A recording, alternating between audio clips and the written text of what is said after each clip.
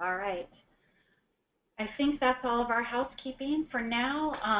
Again, it's my great privilege to have Dr. Sherry Alderman here with us today. Sherry is a developmental pediatrician. She also has specialized training in infant mental health, and I'm very grateful to her for sharing her knowledge with us today. The webinar will be recorded, and the handouts are available in your handout panel on your webinar screen window. So with that, I'll hand it over to Sherry, and we'll get started. Thank you, Cynthia. This is Sherry. It's a pleasure to be here. I'm just thrilled to have this opportunity to share with you information about this topic, and I've tried my best to make this information relevant to home visiting. I also have included some new information, so if any of you happen to have heard a previous presentation of mine, you may recognize some of the content, but you will also see new information that I have never presented on before. So we'll go ahead and get started. First of all, I have no financial interest to disclose. The learning objectives today are to describe the neurochemistry origins of behavior and emotional reactivity, and to understand the utility of co-regulation in the development of self-regulation and resilience. The home visiting competencies that are covered today in this presentation are family health and well-being, human growth and development, and social-emotional well-being. And for those of you who are currently or may in the future be looking at pursuing infant mental health endorsement, the core competencies covered for that today are pregnancy and early parenthood and relationship-focused practice.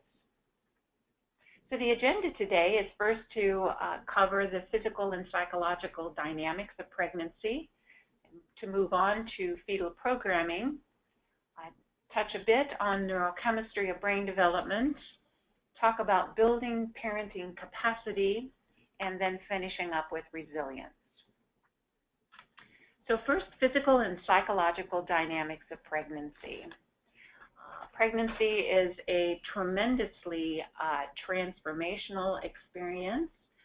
It is a transition from pre-parenthood or pre-pregnancy, even with multiple pregnancies, to a state of being pregnant.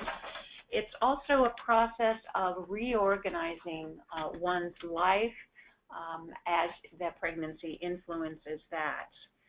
It's inherently disruptive to body and brain.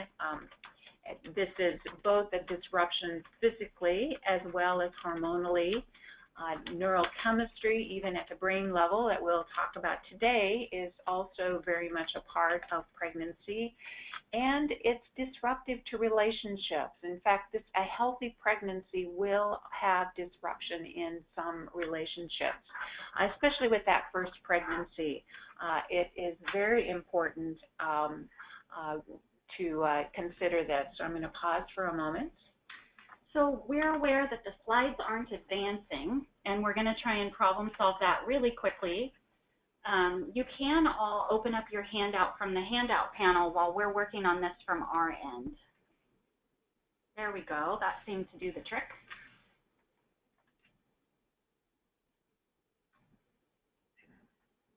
I can. Okay, looks like we're back online. Perfect. Thank you. Thanks so much. Yeah. So when a woman becomes pregnant, it is a healthy adaptation to pregnancy to review one's relationships. It's important to rally those relationships that are supportive of the pregnancy and that developing child. It's also important to set aside those relationships that are not supportive of the pregnancy. So that's an important part of the adaptation to pregnancy. So pregnancy, it's a transition, it's transformational, and it actually is a reorganization of one's life. It's also a time when psychologically there is an activation of an internal representation of self. and a reflection on that, and an activation of reflection on others as well as one is surrounded by others, and a reflection on those relationships. When we look at ourselves as the person who is pregnant, there's a renegotiation of identity. So there is a shift in how that woman perceives herself as she is becoming pregnant and that fetus is developing. There is a psychological heightened reflection. So in a healthy pregnancy, it is normal and expected that one will reflect on one's life, one's future, and how becoming a parent is going to influence that. There is also a healthy resurfacing of suppressed emotions, and what makes that healthy during pregnancy is the ability to process those surfaced emotions that are previously suppressed. And that is a very important part of adapting to the pregnancy and preparing for parenthood. There's an increased need for support, and this is one that some women may not fully embrace, and others really have no problem with this at all. But acknowledging that there is a need for additional supports during pregnancy, supports from the father if available, supports from extended family, and supports from community and society in general. And it's always healthy and typical during a pregnancy to have hopes and aspirations for the life of a parent, being a parent, and particularly the life of this child that's on its way. To have ideals, what dreams and desires for the outcome for this. And it's also a typical part of pregnancy to have some fears and apprehensions about what parenting is going to be like. How am I going to be as a mother? Am I really equipped to do all of this? So those are all healthy considerations and thoughts that a pregnant woman will go through, and having supports to process those, it makes those a healthy process. So in the first trimester, it's a very dynamic time during the pregnancy. There's all those hormonal shifts escalating. There's also very rapid fetal development, although it may not be fully apparent very early on. And we all know that there's high fetal vulnerability to teratogens. So the environment's influences on how that fetus will develop are exquisitely present during the first trimester. During the second trimester, there is some hormonal stability. There is also a growing evidence of this growing fetus. We refer to that as showing, but it no longer is possible for a woman to not communicate just physically to others around them that she is pregnant. There is the experience that the woman has of feeling the fetus move for the first time during the second trimester. So that concept of being pregnant and a developing fetus becomes a bit more real at that point when the mother begins to feel the fetus moving. There's also a natural tendency for turning inwardly during this time, psychologically thinking about oneself, again, all of that reflection and consideration of past, present, and future. And there is a shift, a psychological shift toward considering oneself as a mother as the fetus begins to develop. During the third trimester, there is increasing physical discomfort. So again, sort of another layer of awareness of this pregnancy and the upcoming delivery. There is increasing oxytocin as well, hormonally in the body, which has the effect of triggering maternal behavior. And from this comes the behavior of nesting, where a woman will feel inclined to make preparations for the coming baby, and perhaps getting that nursery set up, getting the home prepared for the arrival of the baby. And there is that focus on the baby's arrival during the third trimester. And there can be intense and ambivalent feelings about the childbirth itself. And that's all within normal range for pregnancy and adapting to that pregnancy during the third trimester. And then the childbirth itself. There is continued increase of oxytocin and cortisol levels, which has the effect of reducing anxiety and increasing a sense of calmness. There is a letting go of one's bodily controls, which is a very different experience as this onset of labor kind of takes on an energy of its own and progresses. There is a fear of mortality, which can happen. In fact, in earlier times, in the 1800s, for instance, there have been reviews of diaries of women, especially women in the West, and there was clearly, consistently, a shift in tone in those diaries when a woman became pregnant, as they considered the real possibility that the pregnancy itself may be the cause of her death. And it's quite impressive to read those journal entries because psychologically that was a reality for more women than currently. And during this time, there's also a high potential for re-traumatization.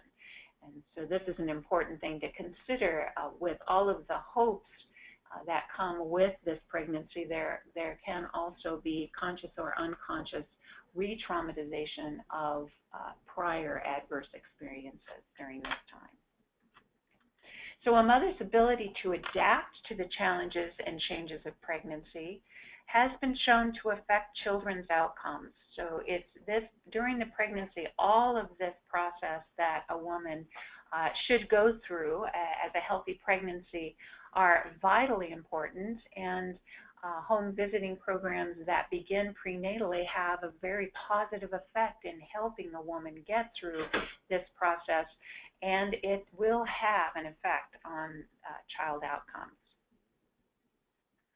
So if we think about pregnancy from a different perspective now, say from Erikson's stages of psychological development, Erikson's work describes early adulthood as being from 20 to 39 years of age, and that is characterized in his model as this stage of love, and specifically whether or not a person is moving in a trajectory of an ability to engage in intimate relationships or to be isolated.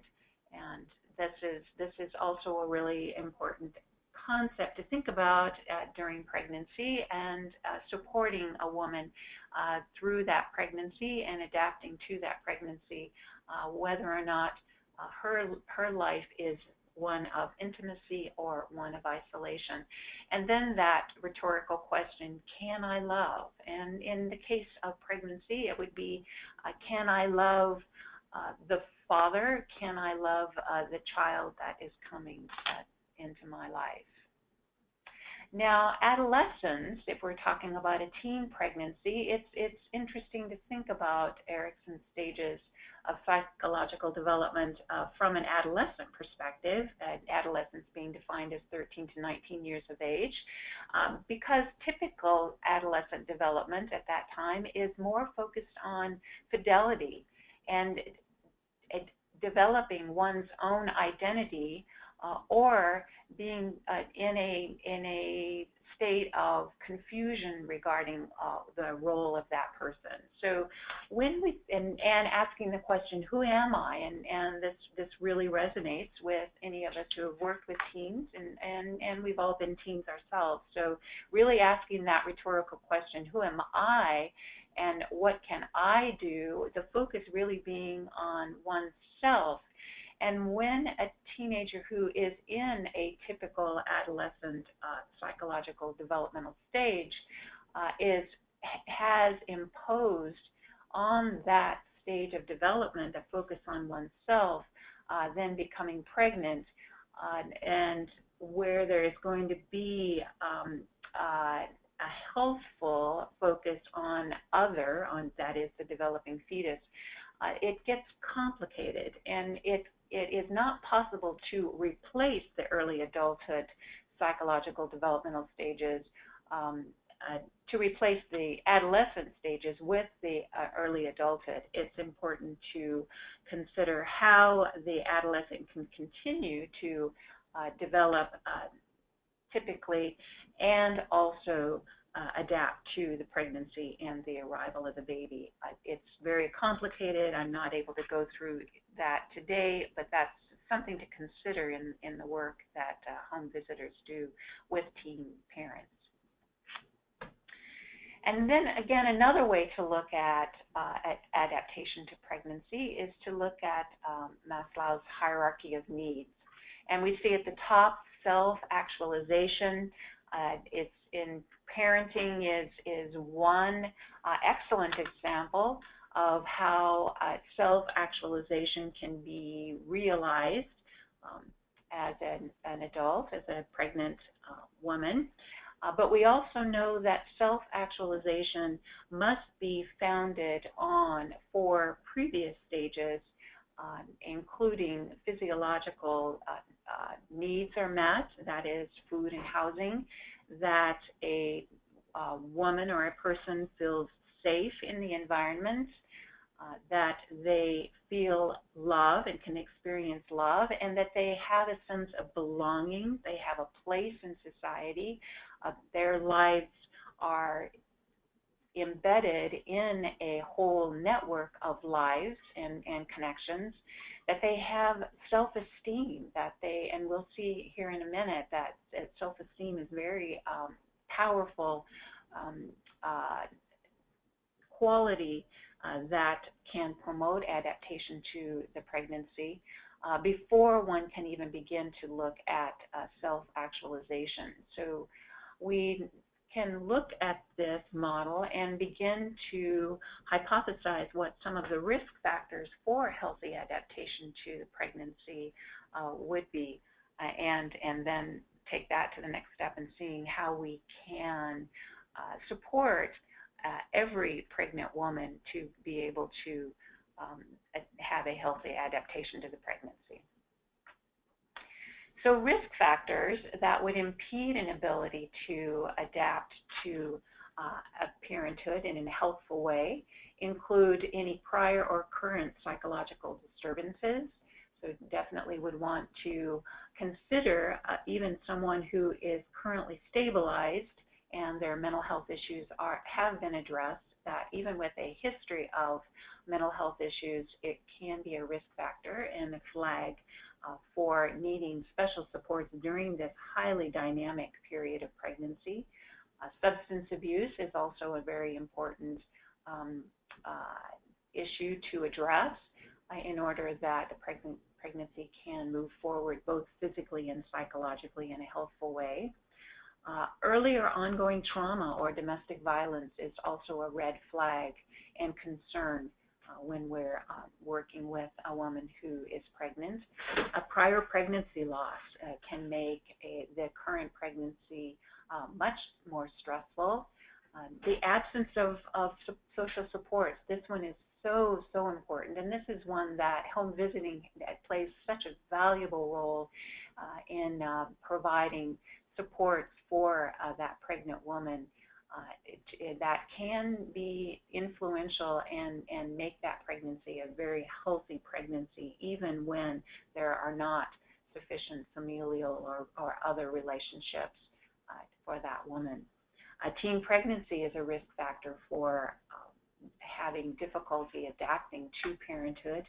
An unplanned or unwanted pregnancy also. Financial stress and poverty can adversely impact adapting to parenthood. Being a single parent is very challenging and can be psychologically very stressful for a pregnant woman to embrace the role that she will play after the baby is born. And then there are always transgenerational adversities and, of course, epigenetics that can play into and challenge a woman's ability to have a healthful adaptation to parenthood.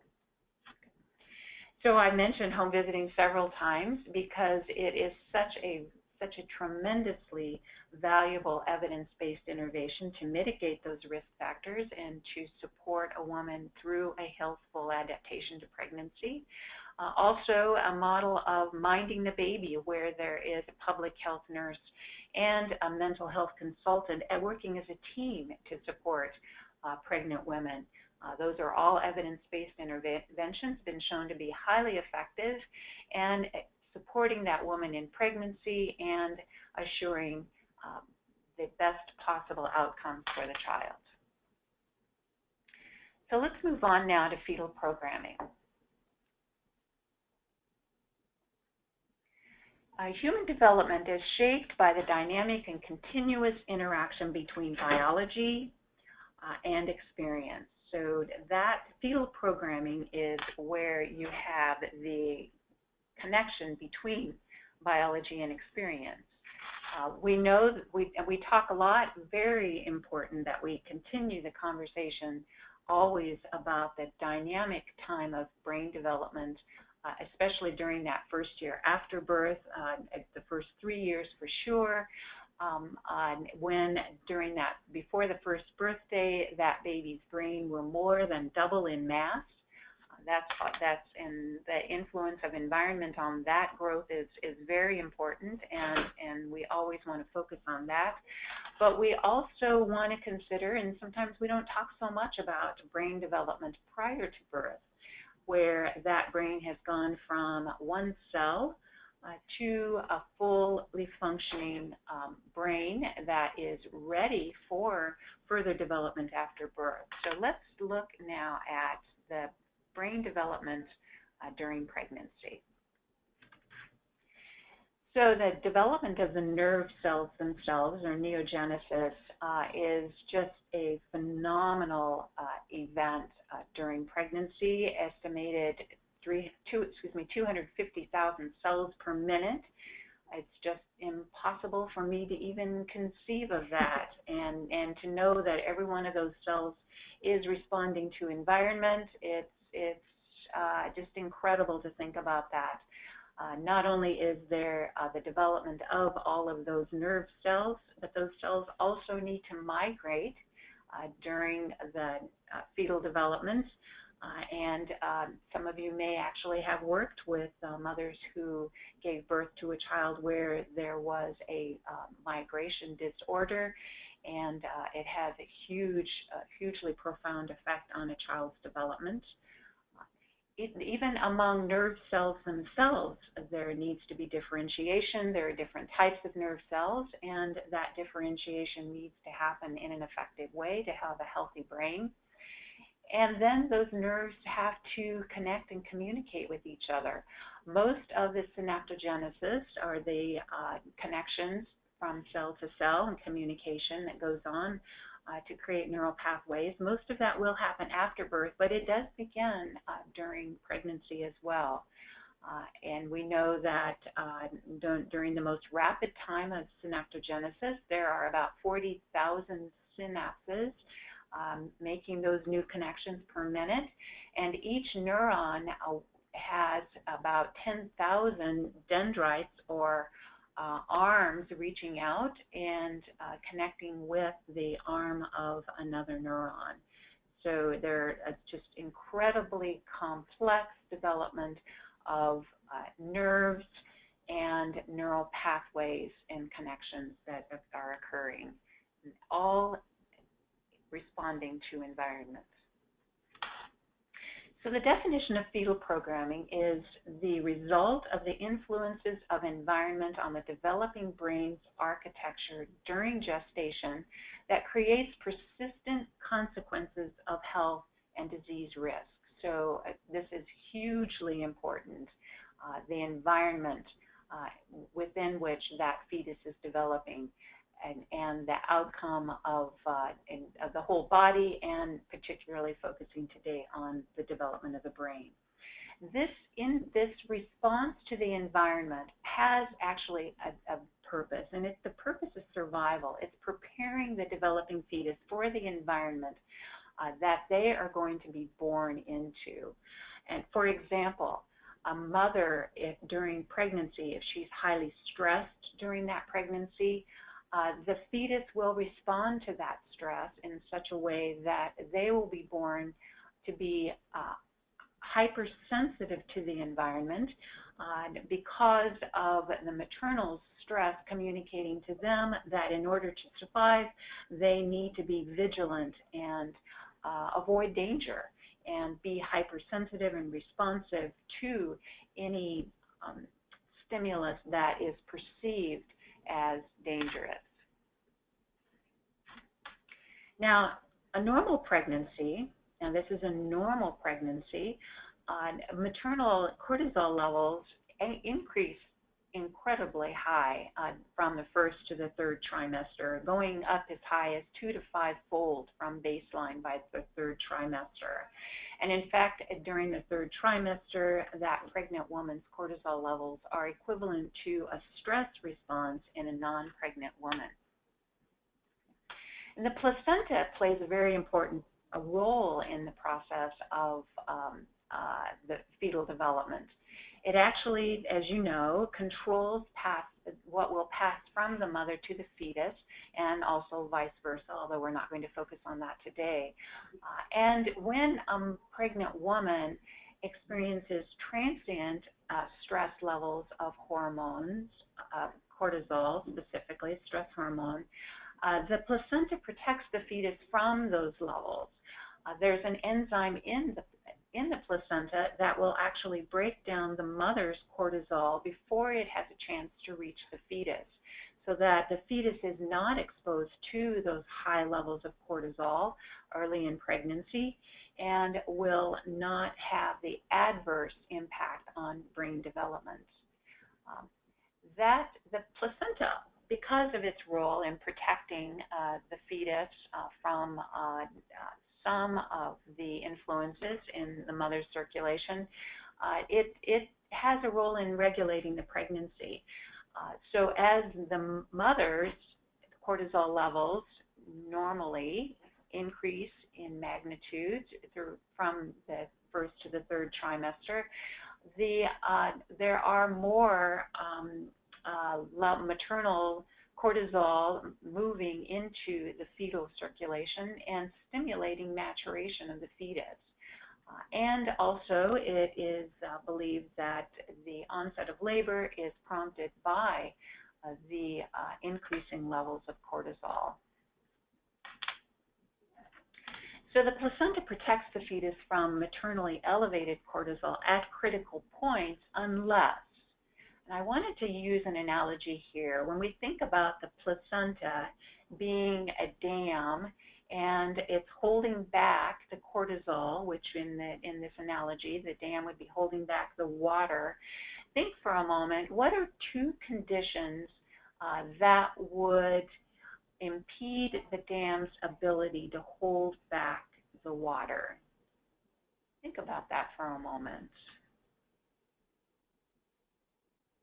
So if you have a dam that, say, for instance, has a crack in it, then the water would be able to pass through.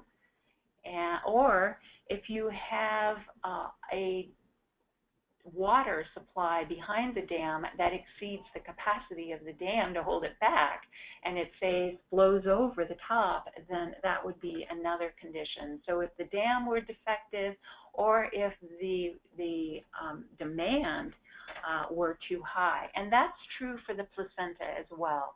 If the level of cortisol exceeds the capacity of the enzyme to break it down, the cortisol, the active component of cortisol, will pass from the mother to the fetus.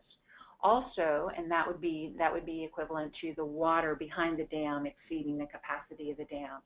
Also, if a mother is experiencing toxic stress and chronic stress during the pregnancy, epigenetics impedes the enzyme's ability to function, and again, the cortisol will pass through to the fetus. So as with that dam that is cracked, or a dam that cannot hold back the amount of water that is pressing against it, the placenta will not be able to hold back high levels of cortisol, or a woman who is experiencing toxic stress and has dysfunctional enzyme activity in the placenta to metabolize the cortisol. So over the 9-month period of pregnancy, the placenta changes filtering capacity in response to the maternal chemical signals. The maternal anxiety, for one, and this is anxiety beyond a typical anxiety associated with pregnancy, may increase the cortisol permeability of the placenta, and again, as I mentioned earlier, alter that enzyme function, allowing the cortisol, the active component of the cortisol, to pass from the mother to the fetus. Also, prenatal stress levels can shorten gestation and can be the cause of a premature birth. It can also, again, cortisol promotes maturation of the fetus, and so the fetus matures and stops growing, and the baby will be born small for gestational age. Sometimes it can retard growth in the uterus and prompt cesarean section, because the fetus is no longer growing in the womb and will get better nutrition outside of the womb. So premature birth, small for gestational age, or medically indicated early delivery. The outcomes of a fetus who has experienced high maternal stress, there are multiple outcomes. That heel stick, that the blood test that's done immediately after birth, Davis looked at cortisol levels in the baby, the newborn baby, when they got their heel stick to get the blood test. They sometimes refer to that as pKa testing.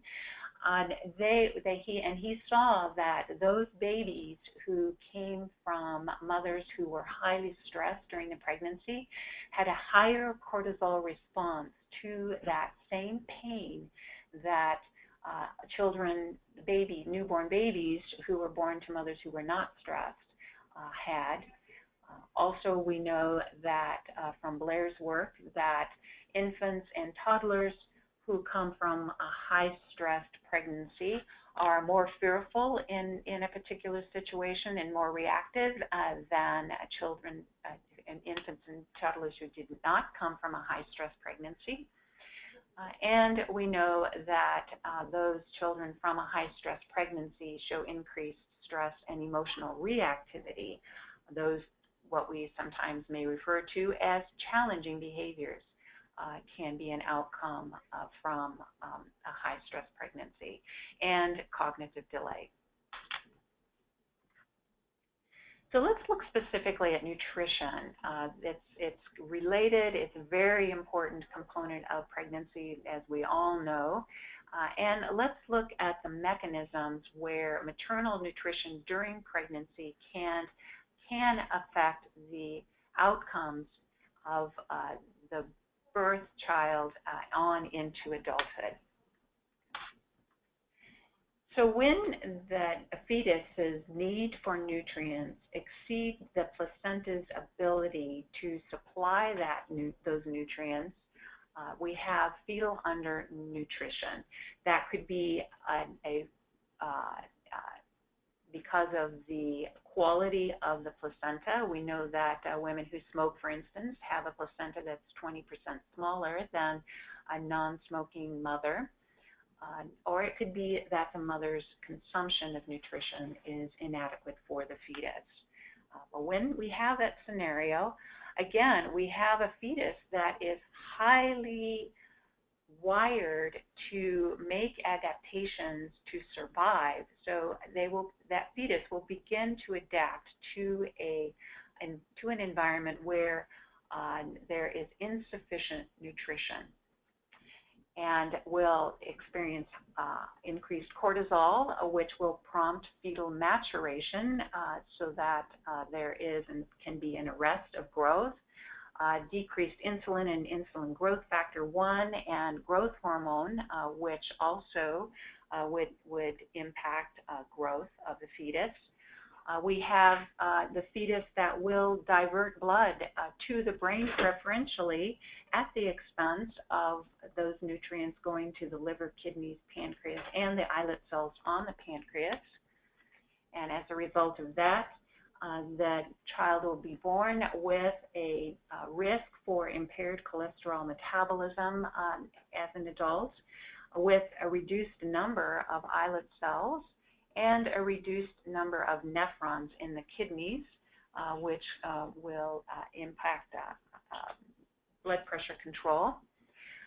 And so that baby will be born with a risk of developing in adulthood type 2 diabetes, high cholesterol, high blood pressure, the consequences of all of that developing into cardiovascular disease, and combine that with obesity, and you have adult metabolic syndrome.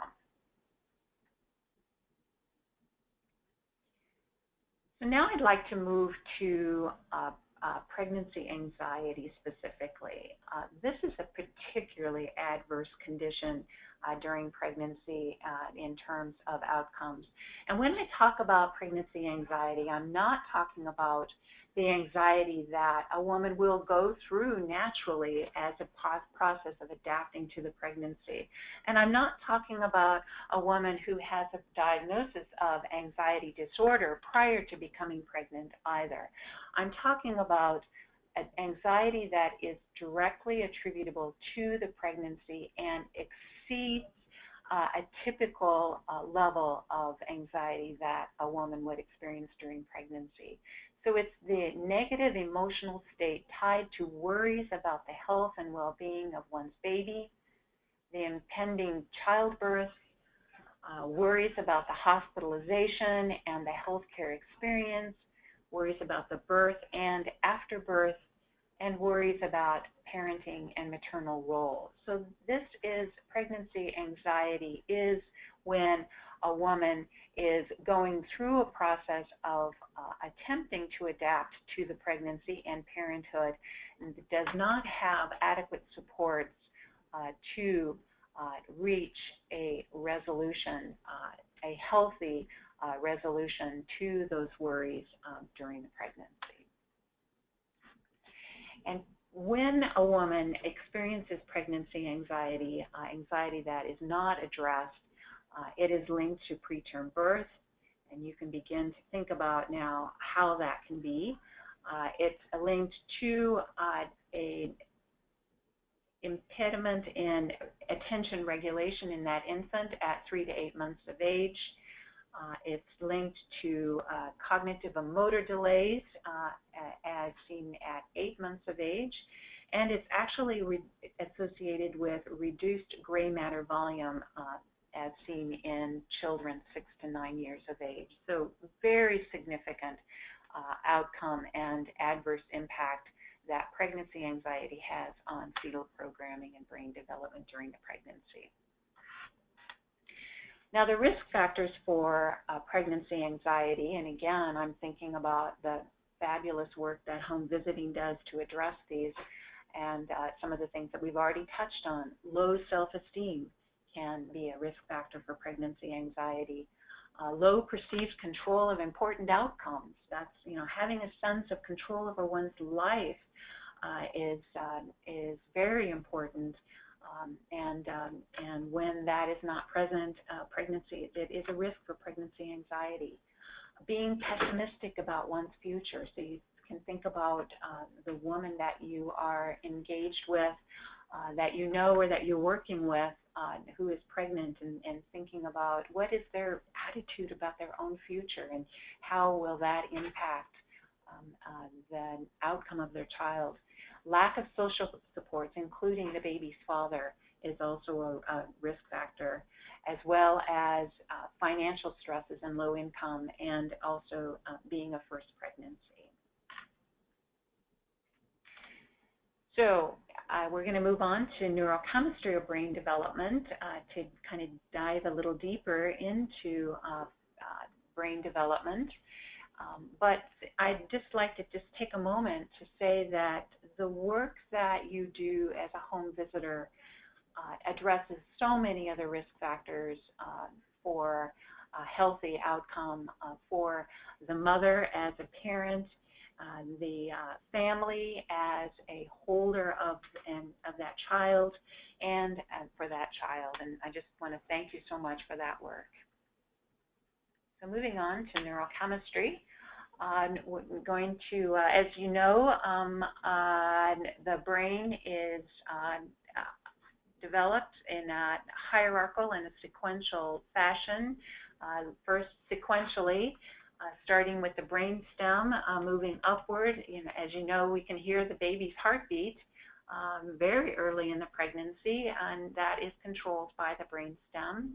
It's also hierarchical in that although the neocortex is the last in the sequence to develop fully, in fact on into early adulthood, it also has the capacity to control some of the more emotional areas, such as the limbic area, which we're going to focus on here today, and which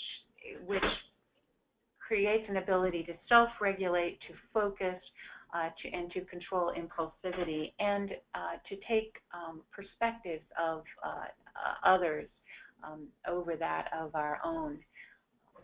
So let's focus on the limbic system first, and I'm going to talk specifically about the amygdala and the hippocampus.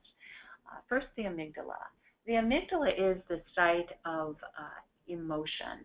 It's deep in the brain. It's unconscious emotional processing of emotions. Our bodies are in an environment of many different stimuli, and when those stimuli come into the body, it's the amygdala that processes that and makes a split-second decision without any conscious control as to whether or not we will flee or fight or freeze. So those basic survival techniques, very important to be able to respond as a living organism to the environment in a split-second way that will assure our survival. And I always use the example of if the tiger's heading toward me, I don't have time to contemplate the moment. My body is ready. The amygdala will react before I have a chance to even think about it. And that assures my survival. The hippocampus, also in the limbic area of the brain, is the area where we lay down factual information. So this is really very much important component of learning. And we also not only lay down information, but we also retrieve information from the hippocampus. And it's interesting that the amygdala and the hippocampus would be so close together because they do, the amygdala can impact the hippocampus. For instance, I'm sure we've all had the experience of knowing information but unable to retrieve it in the moment because of the stress that we're experiencing, and that has to do with the interaction between the amygdala that is responding to the stress and the hippocampus being blocked because of the amygdala's reaction. Now, the prefrontal cortex, again, it's part of the neocortex, and it's the area of the brain that continues to develop at least into early adulthood. I think that it actually continues to develop beyond that, but that's the common paradigm, is that it is into mid-20s. Where there's full development. That is the area, that is the thoughtful, that's the conscious part of our brain. That is where we do make judgments. That is where we exercise discipline to focus and pay attention. You're using hopefully your prefrontal cortex quite a bit here this morning as you're listening and processing all of this information. And it's also the source for our self-regulation. So while the amygdala is firing when necessary for survival, and we have ability that continues to develop over the years to be self-regulated. That newborn baby obviously has an immature prefrontal cortex and needs co-regulation with a self-regulated mature adult to be able to develop their prefrontal cortex. But with a engaged, emotionally self-regulated adult, a baby can learn that, and young children do learn that. And in fact, during a time period of 2 to 3 years of age, it's a hugely dynamic period of development for that child in the developing brain. So when we have a mature prefrontal cortex, and I often tell parents that, you are, part of parenting is you are your child's prefrontal cortex. So being that regulated, mature brain for that child can teach that child how to fire those neural pathways from the prefrontal cortex to their amygdala in the limbic system in order that they can go from an unregulated state to a regulated state in the presence of a mature regulated adult, and prime that pathway so that in the future it's more likely to happen on their own. So the amygdala is sometimes referred to as the short route or the hot circuit for obvious reasons. And the prefrontal cortex is referred to as the long route or the cool circuit in the brain. Now, when the brain experiences stress, again, this goes all the way back to survival. We have mechanisms of cortisol release that will block the prefrontal cortex from exercising its hierarchical control over the amygdala, and that has over time, when there's chronic stress, that has the effect of underdevelopment of the prefrontal cortex, and studies have shown through MRIs that people who have experienced high stress actually have, as I mentioned earlier, have less gray matter and have smaller prefrontal cortexes. At the same time, under stress, with the release of adrenaline or epinephrine, there is an enhancement of that short route or that hot circuit pathway to the amygdala. Again, intended to be for survival, but under conditions of chronic stress, it has the effect of hyperdevelopment, hypertrophy of the amygdala, or overgrowth of the amygdala, which then becomes more reactive and reactive more quickly than typical development.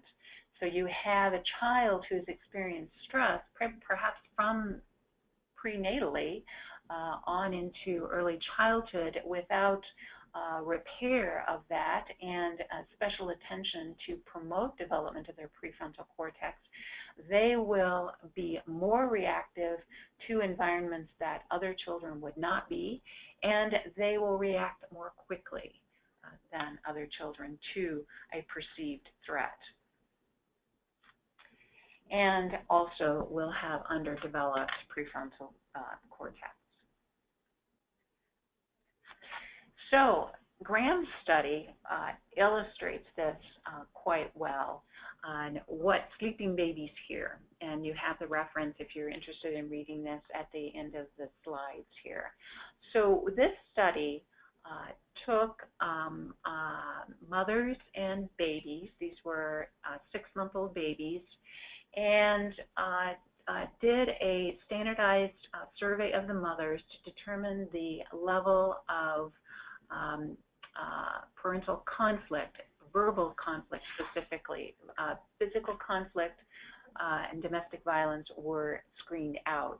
So taking those mothers who reported high levels of verbal conflict in the home and a group of, or the degree, I should say, the degree of conflict, verbal conflict in the home, ranging from nearly 0 or typical range to high range, and then brought the babies in and had the babies sleep in a functional MRI. So they took their nap in a functional MRI at the same time that they were wearing headphones. And in the headphones, all of the babies were hearing garbled, angry voices. So couldn't understand the words, but hearing the sound, the tone of angry voices while they were taking their nap. And what they found was that there was a direct correlation between the level of reported angry tones in the voices in the home with the sensory parts of the brains being hyper-reactive to the garbled sounds in the laboratory. So here you see the graph here. So the more conflict that the mother reported in the home, the more reactive emotionally that baby's brain was while taking a nap and hearing those sounds. So we see that a baby at 6 months of age is already primed to have an emotional reaction to, in this case, auditory angry voices or not, depending on the environment that they're raised in. So when I begin to think about fetal programming and all of the brain development that happens during pregnancy, I begin to question the term temperament. Temperament has always meant, well, that's just the way they were born, that's the way they've always been, that's just who they are. And while it's true that's who they are, it doesn't adequately, for me, take into consideration the environmental influences on how they got to where they are. And it also dismisses the potential that is there to repair, and how early that repair needs to really start happening if we are going to be most effective at addressing a child's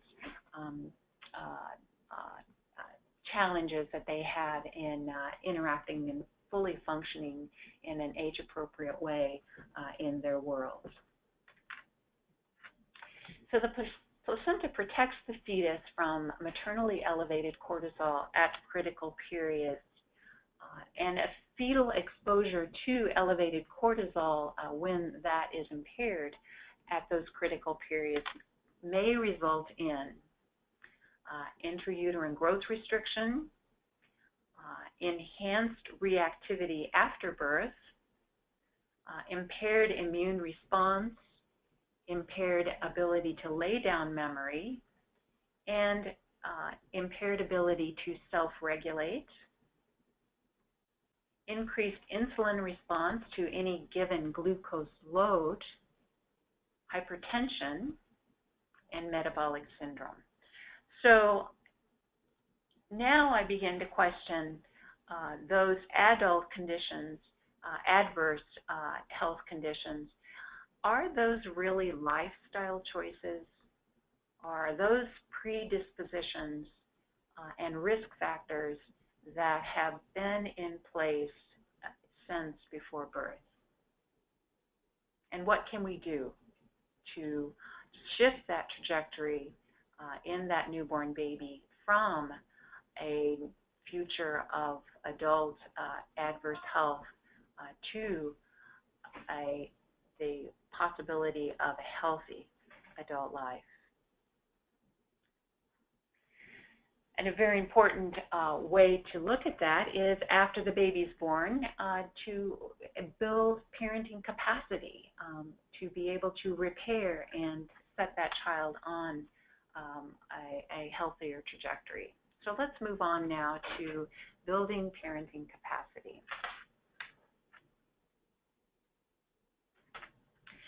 I'd like to start with talking a bit about mirror neurons. Mirror neurons are really one of the characteristics that make us social beings. It's the way we react when we see someone. It's the way we react when we hear something that someone is telling us or something that they're experiencing. We know that the motor cortex is activated not only when we execute an action, but also when we are observing the action. So we have a real neural connection with someone else, even when we're not doing the activity, when we're just watching them do the activity. It also really maps others' behaviors and emotions and sensations into our own internal model representation, and creates for us this human connection that we have to communicate with others. So that human characteristic that we have, the mirror neurons in our brain, code not only the what of an action, but the why and the underlying intent. So we can understand better others around us and others' behaviors around us. We can also better anticipate what another person is going to do, to predict and prepare our bodies for that interaction, and to have, as a result, shared goals and intentions with other people. The mirror neurons is a highly researched area in the area of autism. It's thought to be maybe the key to what is autism.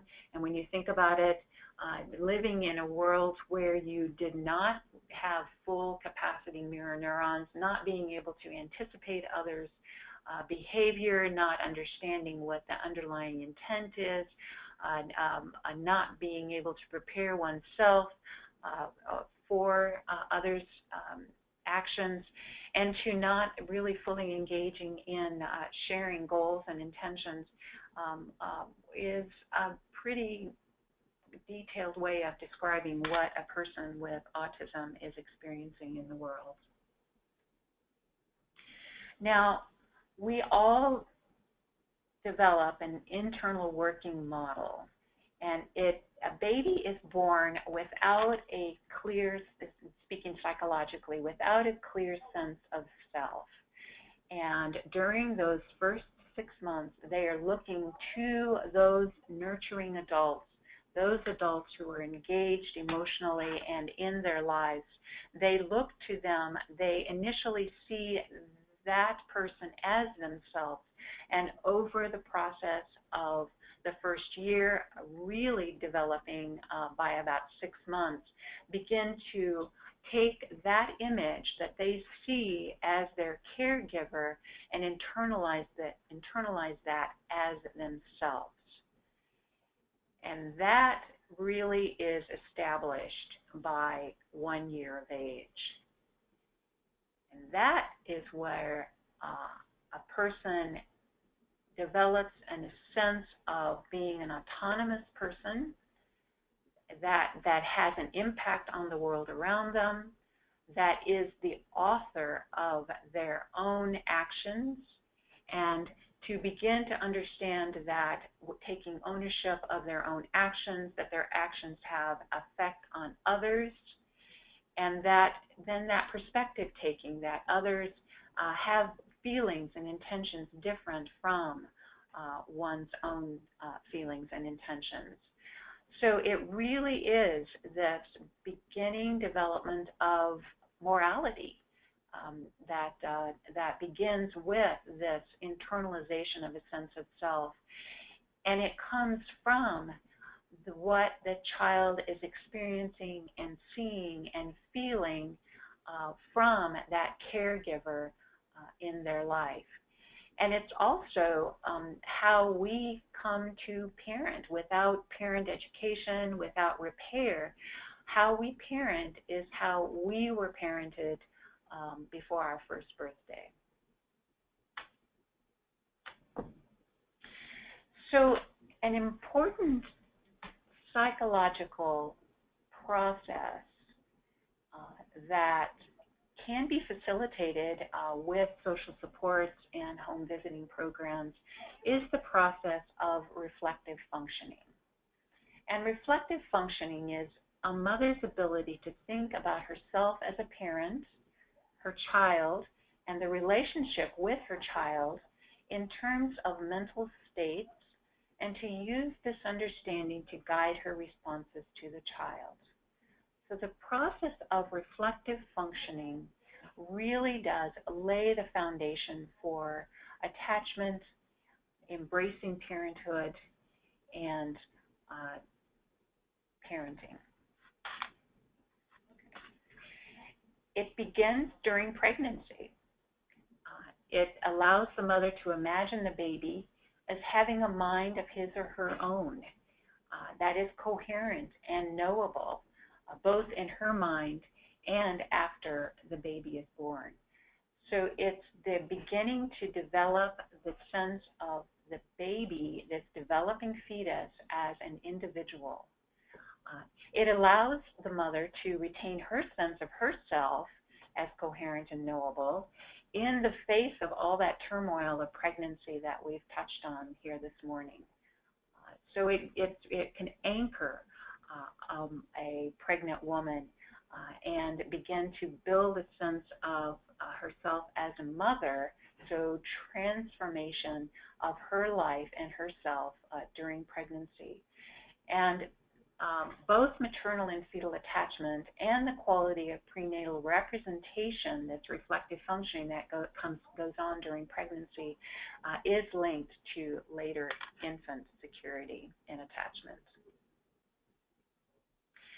So reflective functioning allows for anticipation and recognition of the child's state of mind and to build an ability to respond sensitively to that, and which is so important for child's rearing and early childhood brain development. It also allows for a balanced mental representation of the child, and the exciting part about it is reflective functioning can be learned and coached.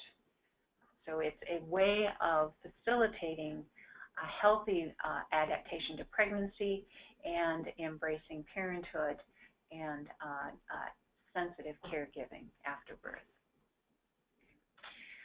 So being able to recognize a child's state of mind and verbalize it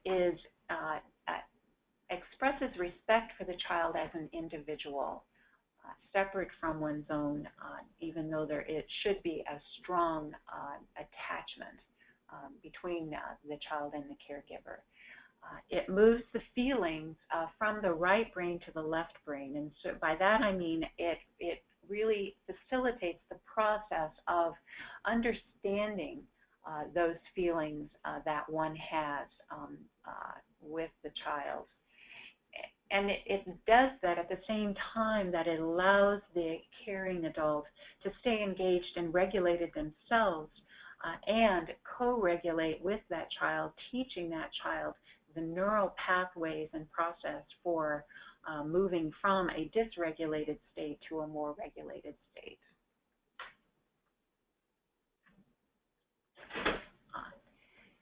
So it's predictive of infant security, as I mentioned. In fact, it's more predictive than attachment classifications are in child development. And it's protective in instances of trauma. So an ability to practice reflective functioning is building resilience as well. And studies have shown that mothers with substance abuse issues who did develop healthy reflective functioning skills had decreased likelihood of relapse into substance abuse and decreased chances of foster care placement of their child. So what is reflective functioning? Let's just think about that a little bit. So prenatally, a mother should be experiencing hopes for this baby, fears for an apprehension about parenting, about the outcome of the pregnancy. They're experiencing a shift in sleep and wake patterns of themselves and of the baby later in the pregnancy. They should be talking about the unborn child's ability to see and hear and feel during the pregnancy, so that they are developing the sense of this child as an individual, even though it is currently a part of their own body. It's also talking about attributes given to the fetal movement, and that can be very revealing about how the pregnant woman is adapting to pregnancy, and again those surfacing emotions from the past, and what kind of attributions they give to a baby who is kicking in their body, and unconsciously perhaps thinking that that is being physically abusive to her, rather than being the typical fetal movement with no volitional intent. It's also wondering about the pregnancy, so practicing and building reflective capacity and functioning, and can be facilitated by together wondering about what will be after the birth of the baby. And also it's giving voice to the unborn child, so being able to talk in the child's voice when the pregnant mother is thinking about the child and experiencing the child's growth and behavior in utero. For example, giving voice to the baby. The home visitor may say, "Mommy, I love when you talk softly to me." So reinforcing a mother's understanding that her fetus can hear and feel the emotions that she's experiencing or are expressing, and that the mother can have an influence on that developing fetus and that developing individual in her body. Or, "Mommy, I get frustrated too when I get the hiccups," and helping the mother have a more accurate interpretation of the fetal behavior in utero. After birth, examples of nurturing reflective functioning is acknowledging the child's feelings of disappointment while at the same time setting and holding to set limits, so to limit setting. So, for instance, mother may say, "You really want to go to the park now, but I have to fix dinner." Or, "You're sad that Daddy has to stay late at work tonight." So acknowledging and respecting the child's feelings about a particular situation, even though they may not be her own. So those are some examples of how to support reflective functioning. I'm sure you have ideas as well. Now, the risk factors that impede an ability to develop reflective functioning capacity include psychiatric illness, substance use during pregnancy, single parenthood, unavailable support for families and friends, scarcity of maternal resources, some of those basic needs, and low education attainment. So here we can begin to hear some common themes: single parenthood, psychiatric issues, substance abuse, lack of social supports, all of those components that home visiting can address. And so it's, again, I'm just underscoring the importance of home visiting as a resource for pregnant mothers and families. So the size of a mother's social support network is the strongest predictor of prenatal reflective functioning. So the social supports, and these should be healthy social supports, and that can support that pregnancy, can support that mother's adaptation to this very dynamic time in her life, and promote optimal outcomes for the unborn child. Now I'd like to touch on the reward circuit. The reward circuit are dopaminergic and opiate connections in the brain that attempt to regulate and control behavior by inducing pleasurable effects. Now, we often think about the reward circuit when we're talking about substance abuse, but the reward circuit is also a normal mechanism in the mother's brain to promote maternal behavior and emotional engagement with the child after the baby is born. And it's a normative biological change that occurs immediately after delivery that actually reduces stress reactivity and increases sensitivity to the infant.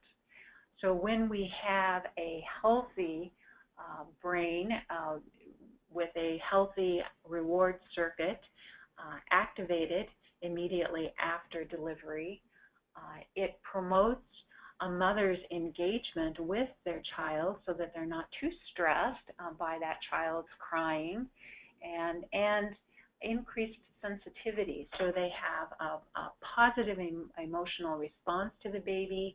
They exercise more affective touch, touch being the most developed sense in a newborn baby, to engage with that child, more direct gaze, and promotes positive perceptions of the infant. And all of this promotes healthy, secure attachment, and it is facilitated by that neurological change that occurs in those opiates in the brain after a mother has delivered. So we think about the challenges that can impede the neural circuit from fully functioning after delivery. Could be substance abuse during the pregnancy that makes a brain less sensitive to those small opiate changes in the brain. It could be that the mother is not the biological mother and didn't have the advantage of those normative biological changes occurring immediately after delivery, and other ways as well. When it's working well, it's a natural response that happens in the mother's brain immediately after birth. And we've all had that experience of a crying baby where we're more reactive than the mother. We're saying, my gosh, what can we do to quiet this baby? And the mother is just calmly going in and engaging with the baby. So it serves a very important function when it works well, because it promotes sensitivity. And there's that positive feedback loop too. So when a mother experiences delight and positive feelings about her infant and has a positive parenting experience, and it doesn't have to be positive all the time. Those moments of delight can be so refueling and make us ready to re-engage with parenting. That is influenced by the reward circuit. That also, through that dyadic relationship, enhances the sense of security and safety in that child, which promotes regulation for that child, and further gives us the delightful experience of being the parent of that child. So that positive loop is very positive impact on promoting attachment and brain development in that developing child.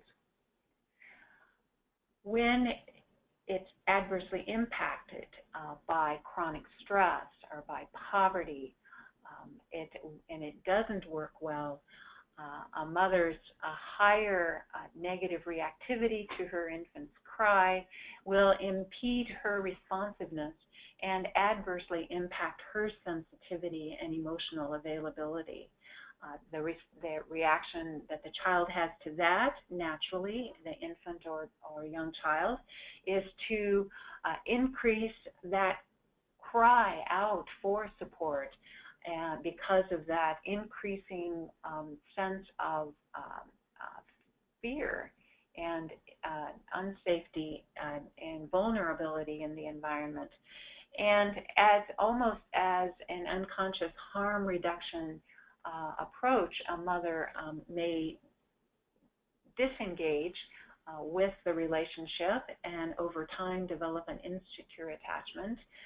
The worst case scenario is when the caregiver does not disengage, when they themselves are dysregulated, and child abuse can occur. When there is sensitive caregiving, we begin to see, even by 3 to 4 months after birth, that infant becomes more socially interactive and that parents increasingly engage in reciprocal positive interaction. So that when that positive feedback is happening, we can see that very early on and as reflected in that baby's social behavior. We also know that with maternal sensitivity in infancy, looking at those children when just before their 3rd birthday, we see that they have better control of their own emotions, and when they do get upset, they have a quicker response time and return back to a positive state than children who did not have sensitive parenting as an infant. So I'd like to focus on that sensitivity because while we wish for all children to have secure attachment, one way that we can actually promote sensitive caregiving, which will promote secure attachment, is through some of the intervention services that we provide and parent coaching strategies that facilitate a mother's ability to accurately read her child's cues and respond appropriately. So I'd like to go into this study to describe the importance of sensitive caregiving. And this was a study that looked at the attachment type at 15 months. It looked at the parenting sensitivity at 24 months, and then did cognitive testing of the children at 3 years of age. And what they found was that when there was secure attachment and sensitive care, that those children had higher social and cognitive skills at 3 years of age. That it seems intuitively what we would expect, secure attachment and sensitive care. When there was insecure attachment and insensitive care, those children had lower social and cognitive measures at 36 months of age. And that again, we would hypothesize that that seems pretty consistent with what we would expect, that insecure attachment and insensitive care would adversely impact brain development.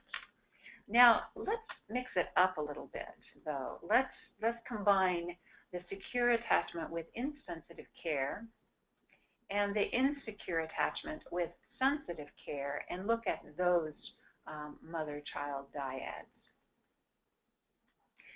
When we had insecure attachment but had sensitive care, which again can be coached, those children actually had higher social and cognitive measures at 3 years of age. When we had secure attachment and insensitive care, those children had lower social and cognitive measures. So what we see is that even in light of insecure attachment, when there was sensitive care, those children had higher cognitive and social measures. So sensitivity, in my mind, can actually counterbalance insecure attachment. We know that if we want all children to have secure attachment, and child-parent psychotherapy is an evidence-based practice to promote secure attachment in the case of there being an insecure attachment.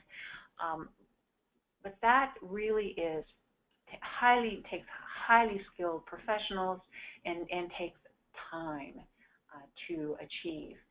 We see here, and I hope I've convinced you somewhat today, that sensitive care can also be a very strong contributor to the best outcomes for children in child development. And sensitive care can actually be coached in a shorter period of time with the motivated mother, even in light of insecure attachment, to promote healthy outcomes for the child.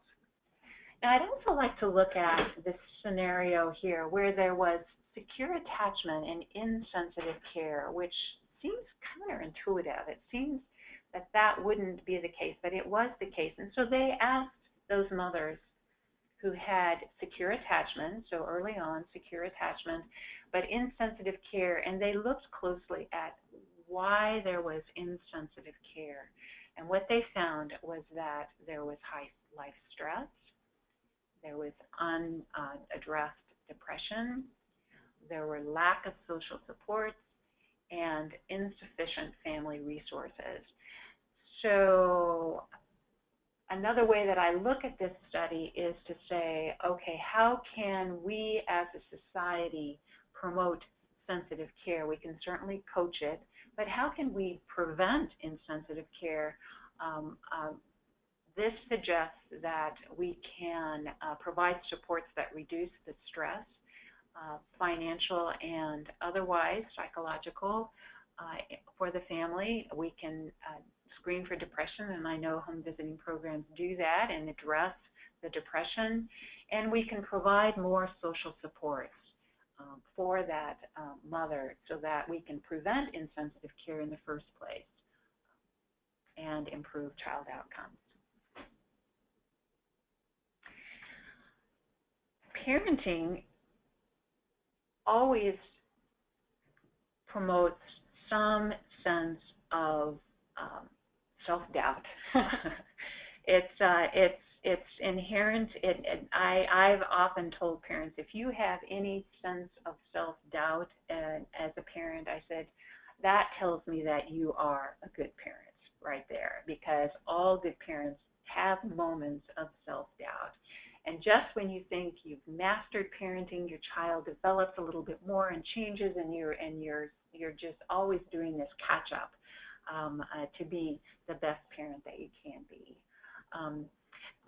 And we know that secure attachment can promote parent confidence. That feedback that we get from that child can provide that positive loop feedback loop so that we are fueled by the delight that we see in our child and can continue to be emotionally available and engaged, and build confidence in our parenting.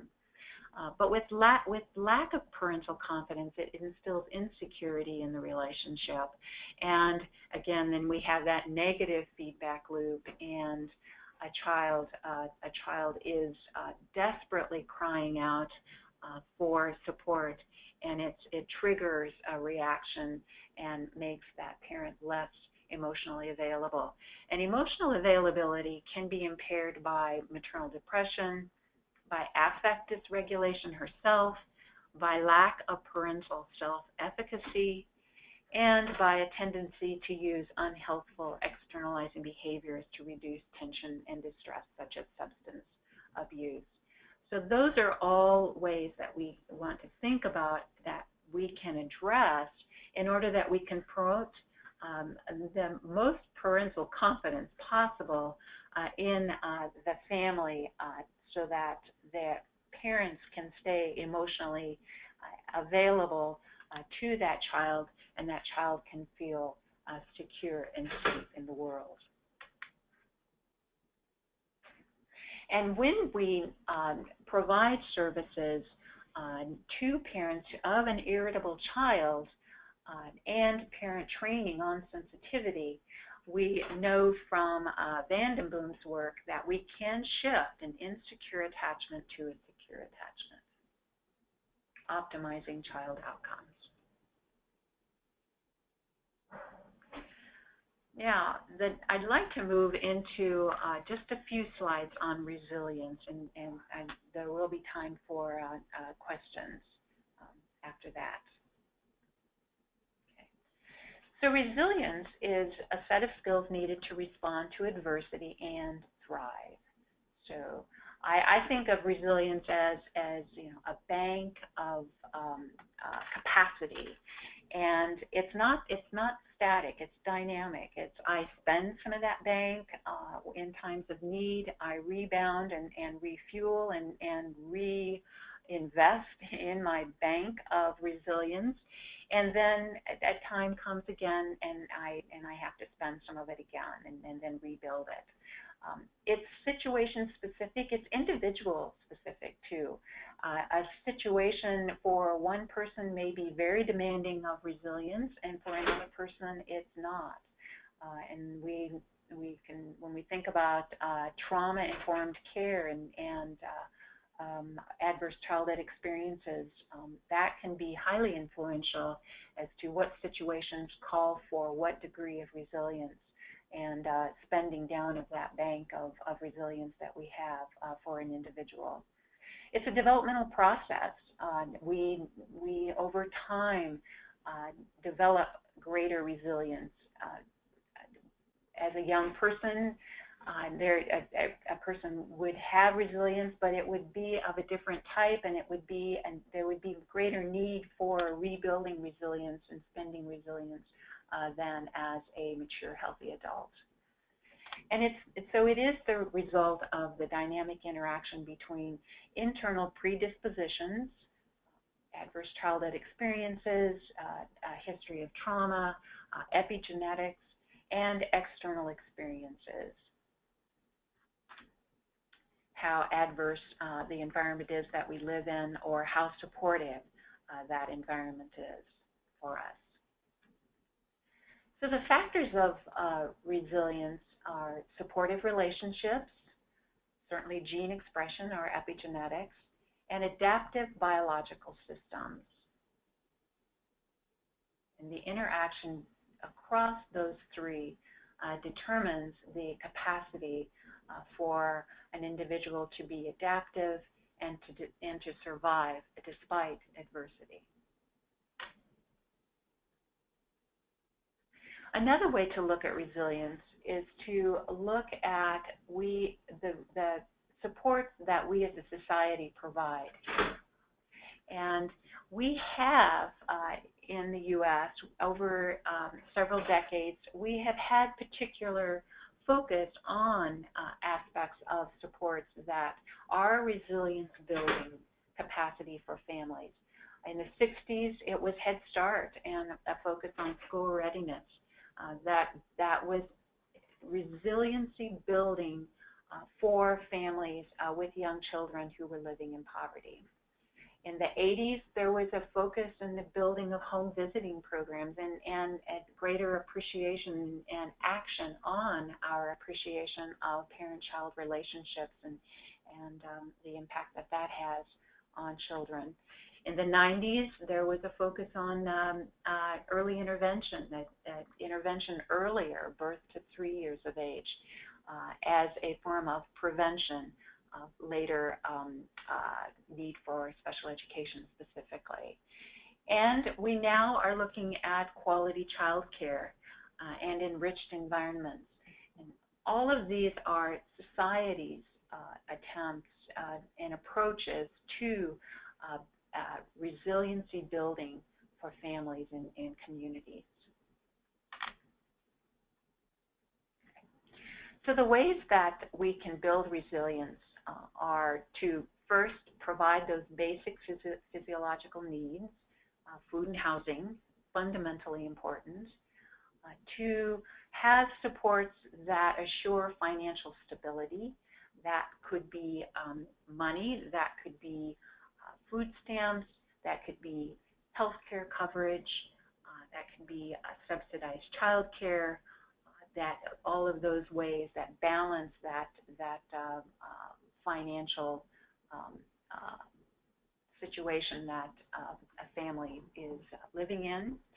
Social supports, we've mentioned that several times here this morning, that's just so critically important for building resilience and having healthy social networks. Addressing mental health issues and substance abuse issues as well is very important. Parenting education, so that we aren't just parenting the way we were parented before we were 1 year of age, that we actually have strategies and methods for being effective parents. Early intervention and home visiting programs beginning prenatally, those build resilience that can last a lifetime.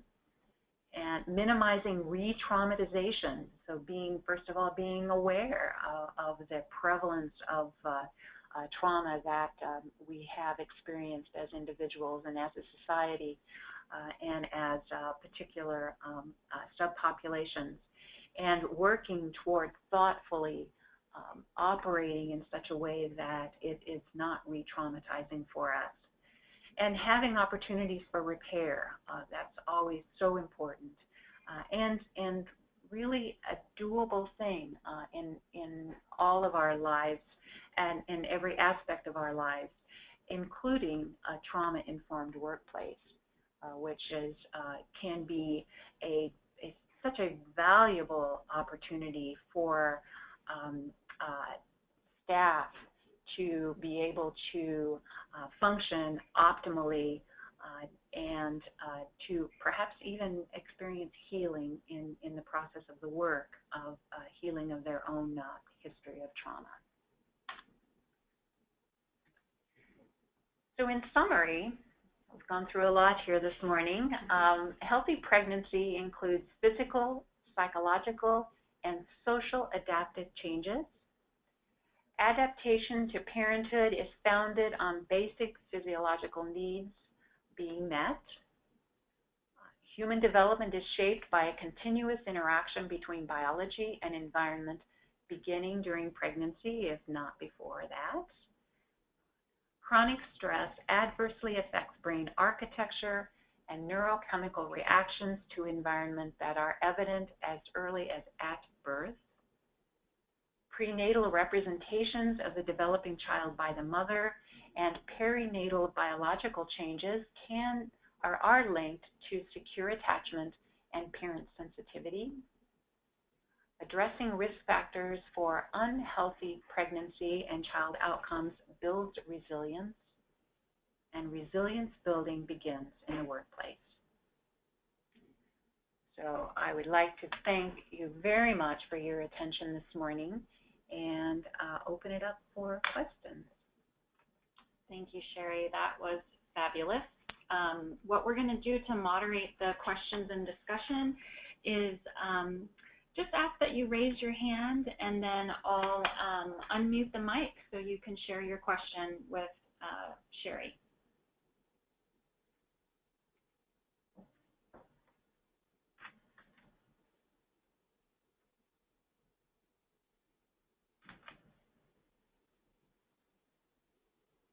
You're also welcome to type into the questions box.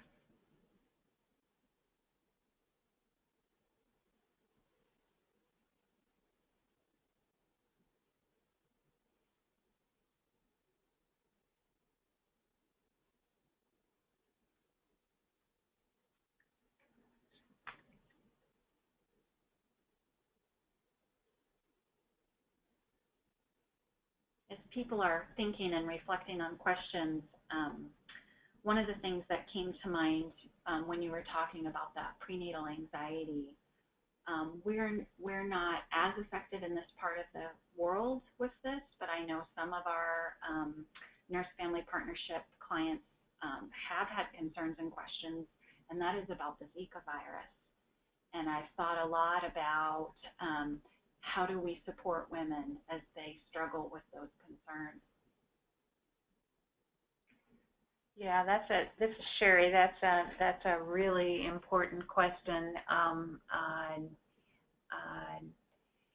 know, yeah, as you say, we're not so affected in this part of the country, but people travel, and there's a lot unknown about the Zika virus, and certainly prevention is the best approach. When a mother or a pregnant woman is worried about Zika virus or about any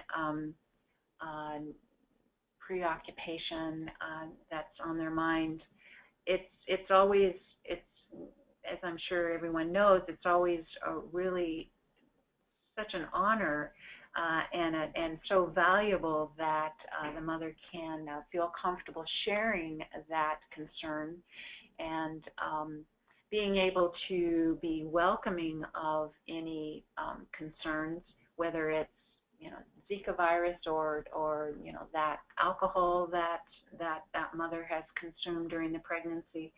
It's so important to respect the mother's feelings about that, and to allow her, when we think about the brain neurochemistry, to help her appreciate that she has an emotional reaction, and she also can have a more thoughtful reaction to that as well.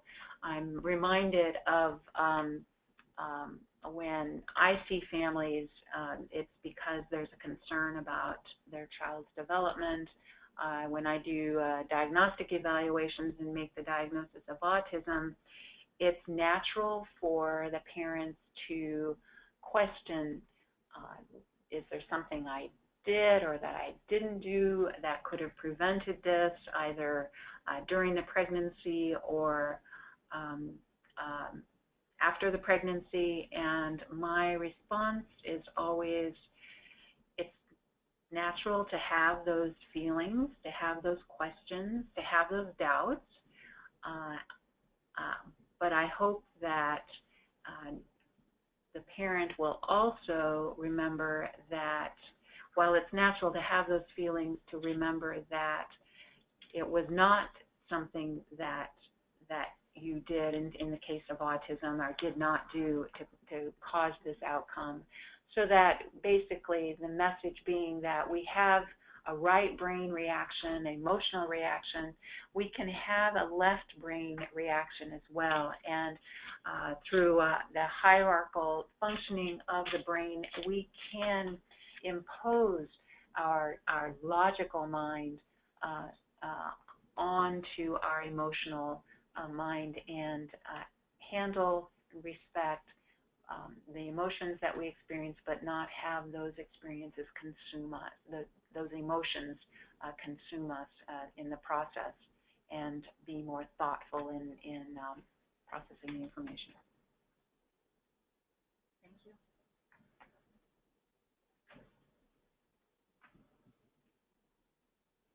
I'm still not seeing any questions come in, so I'm going to continue to post them if that's okay. Sure. So picking up where you left off on that last question, can you help us all kind of contemplate a similar circumstance, but where perhaps the parents external, that I love that phrase that you used, the use of the unhealthful externalizing behaviors to reduce tension and distress. So we work with families that do have substance addiction and may raise their own guilt around that in their developing child. And can you share with us a little bit about your experience talking with parents in those situations? Sure. It's when we think about, I've been to many deliveries where it's a high-risk delivery because of substance use during the pregnancy, and so I'm called in as the pediatrician to resuscitate the baby, make sure the baby's okay, and I have seen that at that moment that even the mother who used illegal substances during the pregnancy, at that moment at delivery, I see a glimmer of hope in that mother for that child.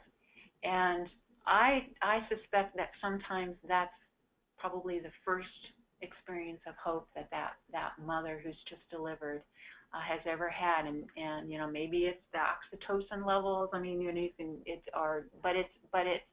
it's real, and it can disappear quickly, but it's there, and so I would hope that through support that, and again, those healthy social networks, that a mother could be supported in such a way that that hope, that glimmer of hope for her child could be really fanned and fueled and can overpower the feelings of guilt that she has about her behavior during the pregnancy or after the pregnancy. That there's got to be hope, and without hope, there's no chance for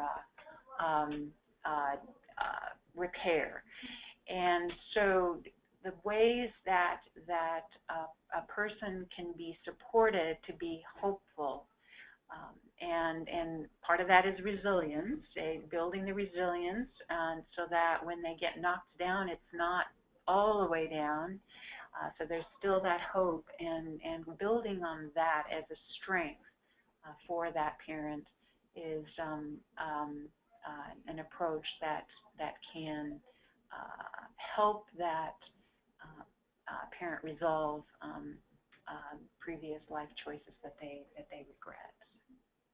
And I would imagine that reflective functioning that we bring to our relationship with the client, that empathetic understanding, the acceptance of them as human, and maybe normalizing their unhealthful behaviors as a way of escaping their own suffering, and just bringing that humanity and acceptance can help her do some of that right-left brain crossing as we regulate our own selves and create a sense of calm, and some of those basic things that we do in these challenging conversations.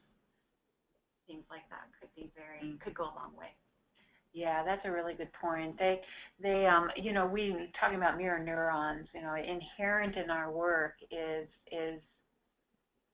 the calling that we have to be emotionally available and to our clients, so that so we can model and that they can be emotionally available to their children. But in that process, we are triggered as well, and so exercising that hierarchical prefrontal cortex to manage our emotional response is very important in order for us to be able to stay engaged with our clients and be effective. It's how we do that is by taking care of ourselves as well, and that includes all of the self-care mechanisms that we have, and the opportunity to reflect and reflective supervision to reflect on those times that are particularly emotionally charged for us, and to be able to process that and rebound, regain our resilience and self-regulation to be effective in our roles and our work. Thanks. We have a great question that's come in. Can you talk more about what sensitive care looks like, how home visitors might be able to coach parents in providing sensitive care? Oh, that's a great question. So yeah, what is sensitive care? What does it look like when you see it, and what does insensitive care look like when you see it? And being sensitive parent or caregiver is an ability to, first of all, read the child's cues and interpret those cues correctly, and that's huge right there. That alone is huge. Some children, behavior is communication, and by golly, sometimes that what they're communicating is indecipherable, and takes an extra set of eyes, or takes a professional or just someone helping out to figure out what the child is communicating. But so first of all, recognizing that behavior is communication, and then figuring out what it's communicating that the child needs, and then being able to move in and be emotionally available and provide what the child needs so that the child's behavior can change. So that's sensitive care. It's not easy. Again, those mirror neurons, we're triggered by the child's emotional reactions. But being able to, in terms of coaching sensitive care, being able to have some insight into what the child is communicating, being able to have some insight into what the caregiver thinks the child is communicating is also really important, and having a very exercising ourselves a tremendous amount of sensitivity to be able to approach in a sensitive way what the parent's misunderstanding, when it exists, is the child's behavior.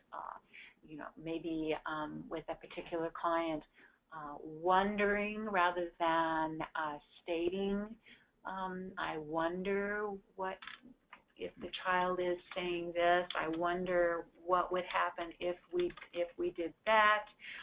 Those kinds of approaches, gentle approaches to helping the parent shift their view of the child's behavior from being volitional and attacking to being communicating that they have a need that needs to be addressed. So that's in real-time coaching, or if the parent is not regulated, coming back and using collaborative problem-solving approaches to kind of strategize with the caregiver about how they might approach it in the future, are also ways of retrospectively promoting sensitive care. Great examples. We have another good question coming in, and a comment of thanks. Thank you very much for this webinar and all of the knowledge you're sharing. The question is, which references would you direct me to when working with women who use unhelpful substances? I consider myself a novice and want more information on how to help this mother.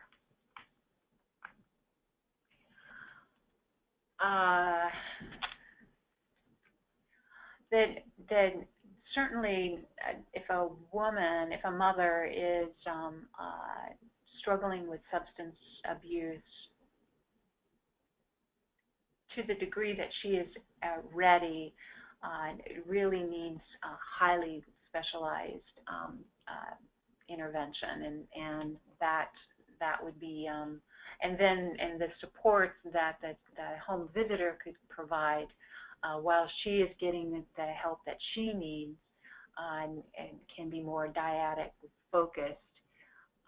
In terms of resources, again, I would say professional help is going to be a big resource, and I know that there's challenges, especially in some parts of the state, challenges in getting those resources to mothers can be very hard. But that's where we as a community and as a society need to bring forward and advocate for more availability of those resources to be able to address that. I think that it's in terms of what is most important. Addressing the issue of substance abuse is going to be very important, and bringing in expertise into a team process is going to be very important. I think Mind the Baby is an interesting model that could bring mental health consultation into the team with the home visitor. Also, highlighting those moments when a mother has small successes toward addressing her substance abuse issues is going to be an important component as well.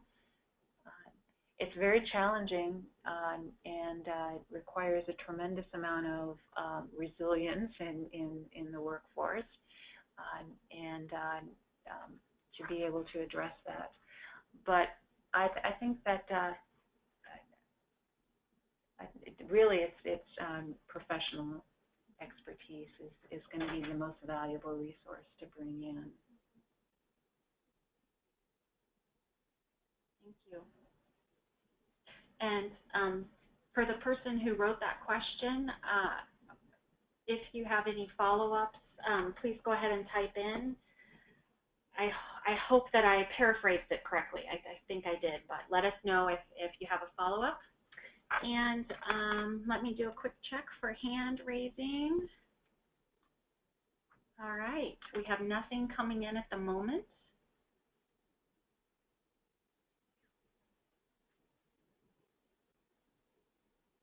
We have 6 minutes to make use of Sherry's wonderful expertise. Any more questions?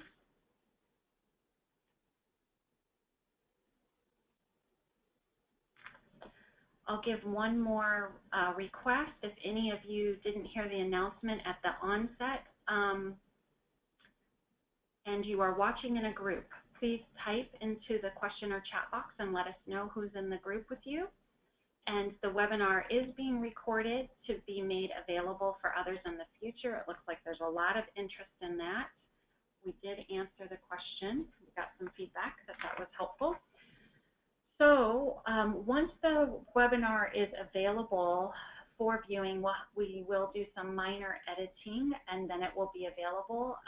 We will share that information with you all so you can share it with your colleagues who weren't able to be here live today.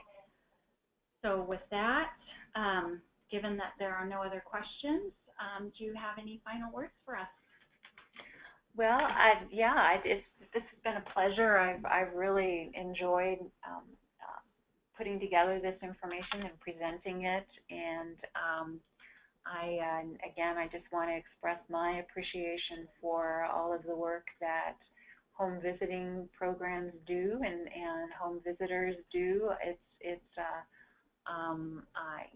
not recognized enough, the value, and I hope that perhaps there are some pearls of information that will further advocate for home visiting that can be gleaned from this presentation today.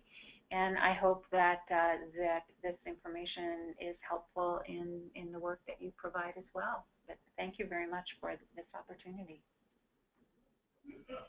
Oh, we have one more question. We have 4 minutes. So got it right in the nick of time. Can you talk again and more about a child's temperament? Temperament. And you'll remember I put a question mark behind it because it's something that I'm just still processing myself. So traditionally, temperament has been sort of a summation of just what the child is and the way they were born and I can show, we've seen today that yes, babies are born with a temperament, absolutely, but it was the influences of the environment that created that particular temperament, whether it's an easy child or a difficult child or a child who's slow to warm up or a child who is easily triggered by minimal stimuli, has a more robust response, a quicker response. All of that is a expression of brain development that occurred during the pregnancy. And that also means when we interface that with the incredible opportunity that we have after birth during that dynamic part of brain growth, it's an opportunity for building a child's regulation and ability to learn and rather than just summing it up as a given and that we just have to deal with. So that's why I put the question mark after temperament. I until such time as the prevailing use of the term embraces that child's temperament really came from the environment at a very young age, and that environment is the solution to difficult temperament, and that we can still influence how that brain develops. Until such time as we use the term that way, instead of just it being a given and dismissive, I've begun to avoid using the term, and unless I say, and it has to do with response to the brain, the brain's response to the environment. So that's the way I think of it now. Thank you very much. I think that helps provide some additional clarity. And the response we got from the questioner was, wow, new thinking for me. Thank you. I'm not sure what to do with this. And so with the parting, as we're out of time, I just want to reinforce for everybody on the line that your home visiting curriculums are there and are designed to address all of this. And even the simple little clues to cues class that many of you have sat through that are about infant cues, how to read them, how to help with state regulation, those are all toolbox that you already use, and now you have a deeper understanding of how powerful they are, I hope. So with that, I think we'll sign off and say goodbye, and thank you very much for your attention, and we'll share the recording as soon as it's available.